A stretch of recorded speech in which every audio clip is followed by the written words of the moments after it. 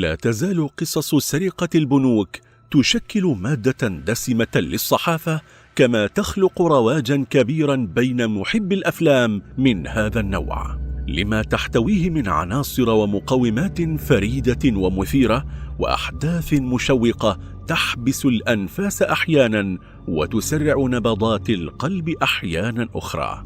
وغالبا ما تعتمد خطة السرقة على السطو المسلح كوسيلة ضرورية لبلوغ الهدف المنشود، لكن المذهل هو أن تمر العملية في الخفاء بدون سلاح وبدون خوف وبدون كراهية. كيف تم ذلك؟ من العقل المدبر للعملية؟ وكيف انتهى به الأمر؟ كل هذا وأكثر تجيب عنه الدقائق القادمة من هذا الفيديو.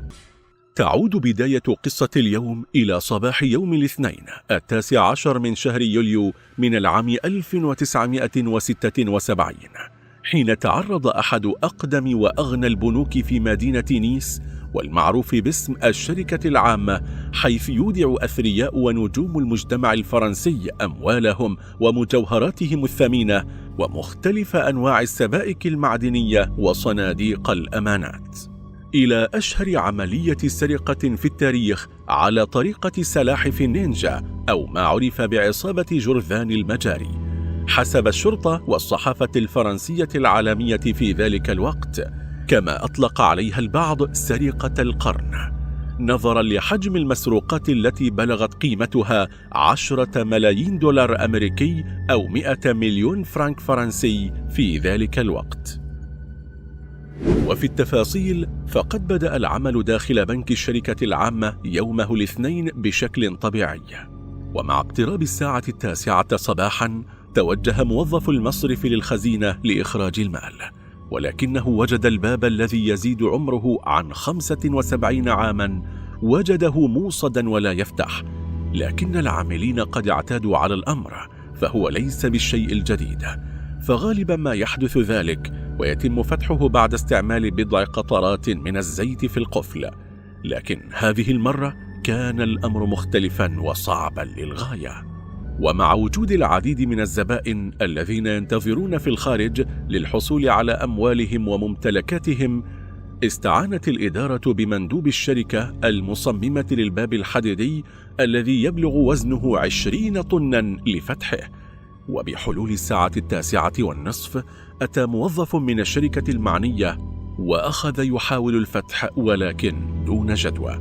ومع تزايد الضغط وسط المتسائلين من الزبائن عن سبب التأخير، اضطرت إدارة البنك إلى استدعاء العمال لاختراق الجدار الجانبي للخزينة، وما هي إلا لحظات حتى اكتشف أن المصرف العريق قد تعرض للسرقة. تم استدعاء رجال الشرطة والمحققين والذين حلوا بالمكان بأعداد كبيرة، فتسلل أحد الضباط إلى الداخل لمعرفة ما يحدث، حيث عثر على وثائق ومعدات كثيرة استعملها اللصوص في عملية السرقة، كما فوجئ برسالة على الجدران مكتوب عليها بدون أسلحة، بدون كراهية، وبدون عنف.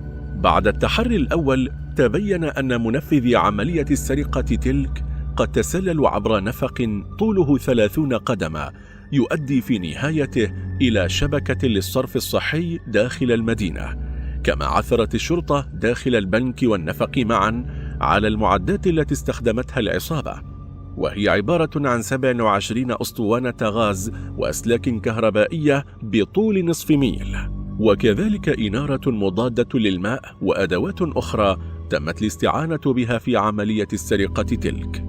وبعد التحقيق تبين أن مسؤولية الجريمة تقع على عاتق أكثر من شخص واحد، فتم استجواب كل العاملين في البنك ومستأجري صناديق الأمانات. وبعد انتشار خبر عملية السرقة التي اعتبرت الأذكى والأكبر في التاريخ العالمي، عرض المصرف مبلغ 4 مليون دولار أمريكي لمن يعثر على المتهمين أو يبلغ الشرطة عن مكان تواجدهم، كما استمر 12 تحريا في العمل للوصول إلى أدلة تفيد عن هوية المتهمين.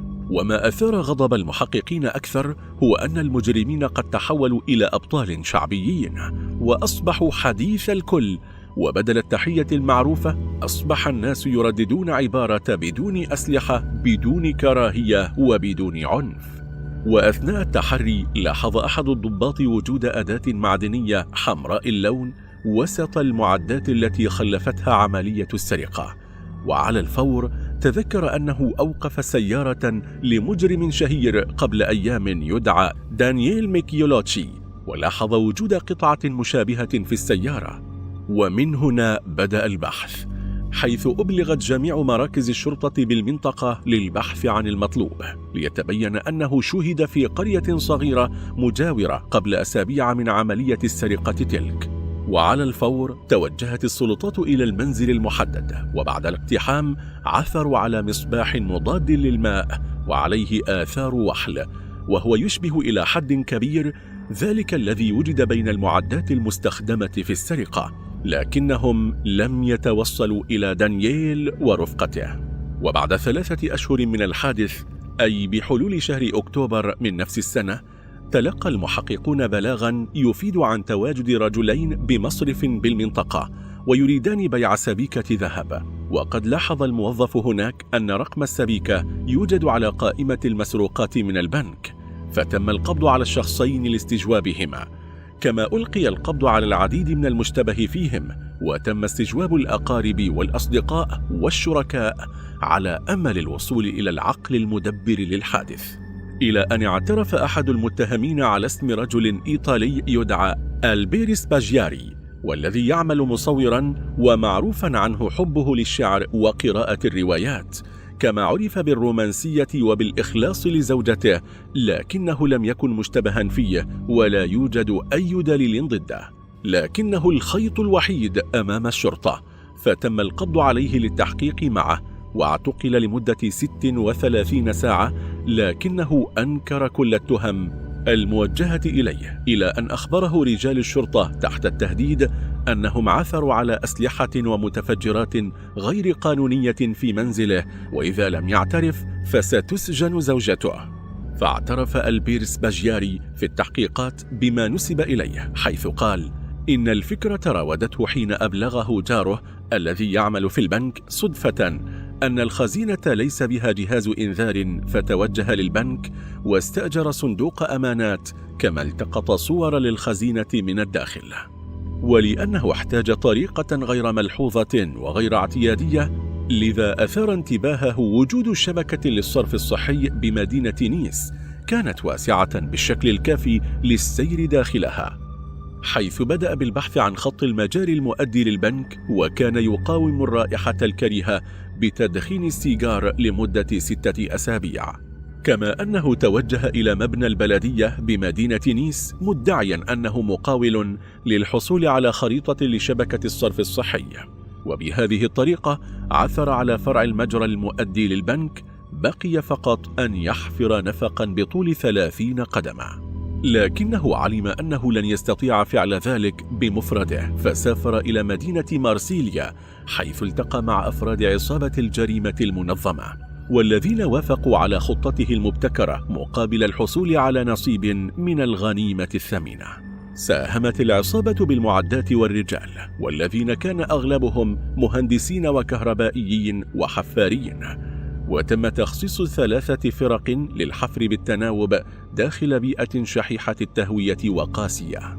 لكن ألبير سباجياري كان قد وضع خطة عمل محكمة، حتى إن العمال كانوا يتصلون بطبيب للاستشارة في حال أصيب أحدهم بالاختناق أو الإغماء. كما خصص فرقا لمراقبة عملية الحفر من فوق المجاري تجنبا للوقوع في قبضة الشرطة عقب إصدار ضوضاء أو ما شابه ذلك، فزود المراقبين بأجهزة راديو لاسلكي للتواصل مع العاملين في الحفر داخل النفق. وبعد 3 أشهر من الحفر وتزامنا مع عطلة نهاية الأسبوع، وصلوا إلى باب خزينة البنك، وأول ما فعلوه أنهم قاموا بتلحيم باب الخزينة من الداخل للهروب بسرعة في حال اكتشف أمرهم دون أن يصل إليهم أحد. ثم حطموا صناديق الأمانات وعثروا على ما يتخطى خيالهم: أموال ومجوهرات وشهادات استثمار وأسهم وسبائك معدنية. وللاحتفال بهذا الإنجاز أقام لهم ألبيرس سباجياري وليمة بالمناسبة، فتناولوا العشاء والمشروبات الكحولية. وقبل رحيلهم قرر ألبيرس سباجياري ترك رسالة على الجدران، حيث كتب: بدون أسلحة وبدون عنف وبدون كراهية، وهو ما يفسر ولعه بالشعر والروايات المختلفة من الفن والأدب، وكنوع من التمييز والتفرد. حصل فريق التحقيق من العقل المدبر ألبيرس سباجياري على كل المعلومات عن حادث سرقة البنك، لكنه لم يخبرهم بأية معلومة عن أفراد العصابة. وفيما يخص الضحايا فقد تم تعويضهم من طرف شركات التأمين. وفي 10 من شهر مايو من العام 1977، وبعد أسابيع من البحث، عرض سباجياري على قاضي التحقيق لإكمال القضية، فذهب برفقة محامية حاملا معه خريطة مفصلة عن العملية وعن مجاري الصرف الصحي، فاقترب من القاضي وبدأ يمده بالتفاصيل، ثم فجأة قام بالقفز من نافذة المكتب هناك وفر هاربا، ولم يستطع رجال الشرطة القبض عليه ولا الحصول على نصيبه من عملية السرقة تلك. عاش العقل المدبر لأكبر سرقة في فرنسا وفي التاريخ العالمي، والتي عرفت بعملية سرقة القرن وجرذان المجاري، عاش بقية حياته هاربا من العدالة، فيما تم الحكم على 5 من أعوانه بالسجن لمدة 5 سنوات، بينما زوجته لم تعد على تواصل معه وأكملت عملها كممرضة إلى أن توفي بعد صراع مع سرطان الرئة سنة 1989. إلى هنا أعزائي المشاهدين نكون قد وصلنا إلى نهاية حلقة اليوم. شكرا لحضراتكم على حسن المتابعة. إلى اللقاء.